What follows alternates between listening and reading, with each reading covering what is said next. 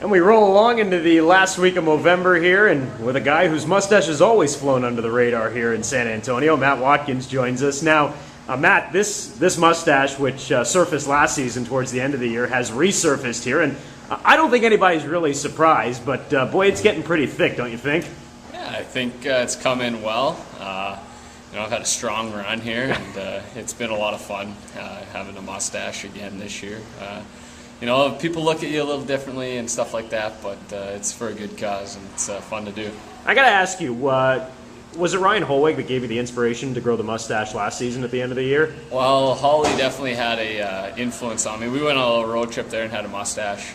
Our February road trip, we all grew mustaches, and I ended up just keeping mine for the rest of the year. And I don't know exactly why I did it, but Holly definitely had an influence on me. This mustache definitely suits you. Now, before last season, was the mustache common for you, or was it something that you kind of had to think out of the box sometimes to put together? Well, the mustache has always been in my family. My dad's had a mustache in the past. My uncles have had mustaches, so I have a lot of people, a lot of influence from around me that have had good mustaches, and I try to live up to those expectations also, but I don't think I'll be rocking one for too much longer after this month, and I'll probably shave it off after Movember. So these are good mustache growing genes, that's for sure. Hey, talk a little bit about kind of what you're doing here. Are we following the same pattern as we did last year, or as we come down the stretch, are you going to try and do something a little bit different? I think I'll just keep it pretty basic. I like the broomstick mustache. I don't really like to go with the Fu Manchu or anything like that.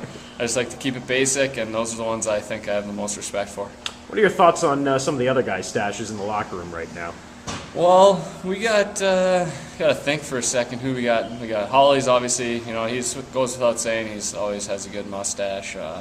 Chris Summers, he's got a pretty good stash, but he's cheated throughout the month to enhance his stash, so I don't know if I can give him as much credit as some people have given him and what he might think he deserves. Sounds like a mustache scandal to me. Yeah, it is. It's really unfortunate.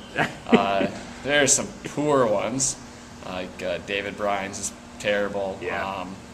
One guy that has a good one is Andrew Evatt. He's really came through. He's kind of thinning on top, and he's got a mustache, so he's really showing his age. So as kind of one of the leaders here, what are your words of encouragement for some of those guys who are not used to sporting the stash like you are here as we come down these last few days? Well, quite frankly, it's they have no control over their mustache growing capabilities. It's either you got it or you don't, and you got to respect the guys that try, regardless of if they got it or not.